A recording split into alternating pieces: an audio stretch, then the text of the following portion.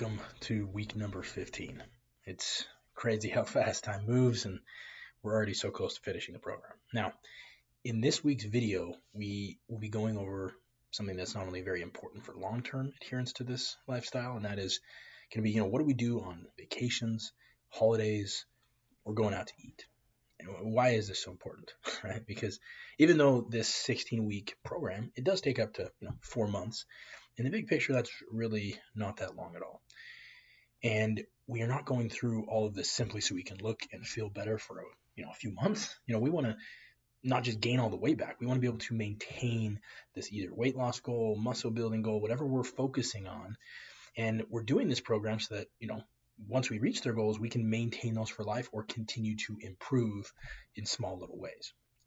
Now, during a hard fat loss phase, there are times you simply have to say no to good foods, going out to eat, or doing things like that. But once you've reached that goal, body fat percentage, that dream physique, then it's all about maintaining that and making small improvements. Now, this maintenance phase or maintaining phase is where you should be able to really enjoy your life and not have to stress about vacations and holidays, going out to eat. But that being said, it is important to know how to deal with these when these different things do come up. Now, there is unfortunately way too many times people reach their goal or are at least close to it and then lax in their standards, their lifestyle, and this very quickly reverts the success backwards. And most, if not all the weight is gained back. I myself went through the same process many times when I was first attempting to lose all the weight. So how do we, stay the course while still enjoying and appreciating life? Today, we're going to go over just a few very simple and yet important tips that make a big difference, and all of them come down to this single basic and all-important term, damage control. When eating free meals or having time off, the key is to make sure that there is as little overall damage taken. So, the first one, let's say there's a holiday coming up. This is one that gets people all the time, Thanksgiving or Christmas or, something like that's coming up, and all of a sudden that single holiday, Thanksgiving Day, turns into a full-blown month of eating whatever we want, right? I've been there. You may have been there. We all know somebody who has. So when a holiday does come up, it is very important to remember that a holiday is a single day, right? We can't let Thanksgiving Day turn into Thanksgiving week or month. So let's put this into perspective. Let's say that you are eating 4 meals a day to be able to hit your macro goal, right? That's 28 total meals for the week. Now, even if you went completely off the rails for Thanksgiving dinner, which most of us do, if you stayed the course for the rest of the week, that's still 96% perfect towards your goal. That's such a small difference, that's not going to affect you at all. Now, even if the Thanksgiving dinner was over the top, 96% is more than enough to control any weight gain and maintain where you're at, and maybe even still be improving through that week. Now, again, let's look at another different thing. Let's say we took the whole day off. Let's say that we didn't eat any of the meals we were supposed to on Thanksgiving Day. We just ate whatever we wanted. If we were still good the rest of that week, that's still 82% accurate towards your goals. That's not bad at all. That's still controlling damage. You're not going to be sliding backwards. You may not be making a ton of progress at that point, but you're not losing progress. You can just pick it up that next week like nothing happened. But each and every meal that you go off the rails changes the way that your body will respond. And if all of a sudden we go from eating one meal or one day to the entire week, all of a sudden we're actually now setting ourselves back pretty significantly. So with holidays, do your best to limit it to either just a meal or at most a single day. Now, for the holidays as well as vacation, the next tip is high protein. We really want to focus on making as much high protein choices as possible. Now, at this point of the program, I'm sure you're just about sick of hearing me talk about how much you need to focus on protein, but it is only because it is so important. Now, on a holiday, vacation, or eating out, the more you prioritize protein, the better. And there's a couple of reasons why.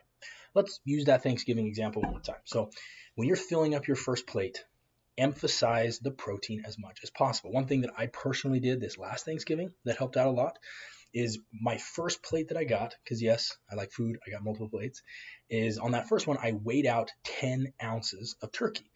Now, this was a sacrifice because my personal opinion is that turkey is dry, gross, not sure who chose it for a massive holiday. because honestly, it kind of sucks. But by starting off my meal with 10 ounces of turkey breast, I not only knocked out close to 80 grams of my daily protein goal, but I can promise that there will not be near as many rolls and stuffing and mashed potatoes that I'm going to be able to force feed. And I say force feed because I know how Thanksgiving can be.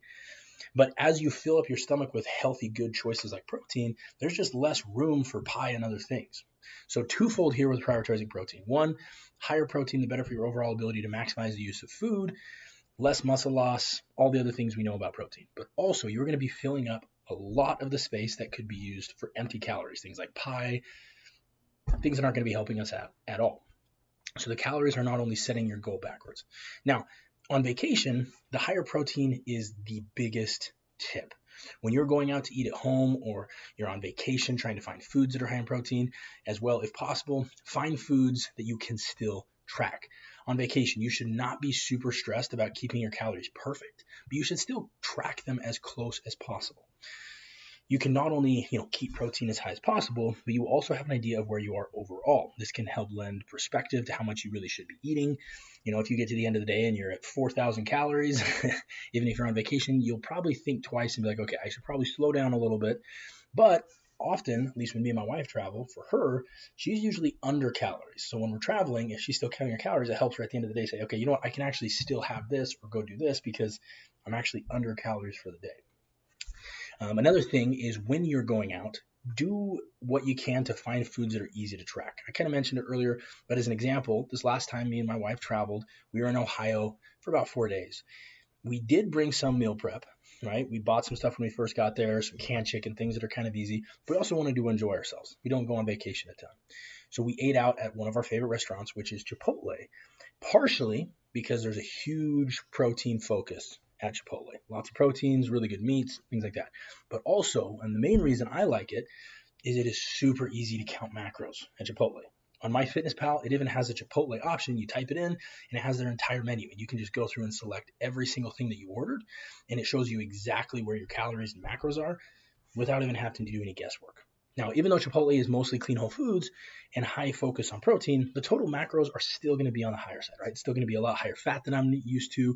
I don't usually put a bunch of guacamole and sour cream on my food. So the other tip to kind of go along with that is protein drinks.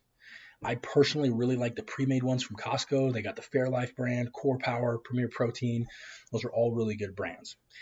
Now, there's a lot of reasons I like them. And that's why every time we go on vacation or we're on a long road trip or anything, me and my wife, we always buy a lot of pre-made protein drinks, because then if we're going out to eat, like I mentioned with Chipotle, even though it's healthy, it's still going to be higher calorie. But I don't have to worry about that because I'm going to use these pre-made protein drinks to make up a handful of my meals throughout the day that are going to be only protein. So I'm kind of saving those carbs and the fats up. So even if I go a little bit over, it's not going to be near as much over as if I was eating out every meal of the day, or if I didn't have any protein and my protein's just way too low. So we use protein drinks while driving around.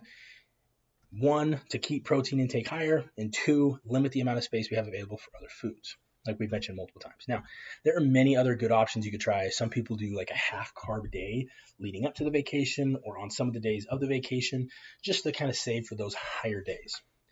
Now, unfortunately, there's only so much time I can spend on this video. I can't really go through every single tip I've ever used or would advise you.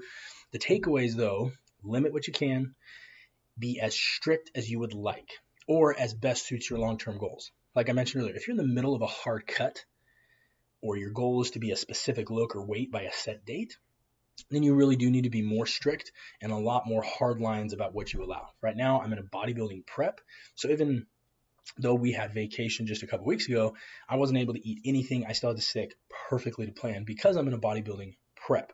Now, if you're just in a cut, you still want to be a little more strict, but you can let yourself go a little bit. If you're in a maintaining, though, if you've already reached your goal, then that's the big focus, is just to enjoy yourself, right? Don't lose progress, but have fun.